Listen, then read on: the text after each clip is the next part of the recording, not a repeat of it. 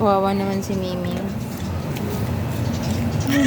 Nanigas na yung, yung balat mo. Oh, ano nangyari sa'yo, bebe? Oh, abandoned cat po ito. Baka gusto niyong ampunin. So, i-rescue. Oh, ito pagkain mo. Huwag mo bigay lang. Saglit lang. Teka lang. Gutom na. Saglit. Teka lang. Wow, ang balat mo. Ito na. Ayan na, ito na. Ito. Oh. Yan.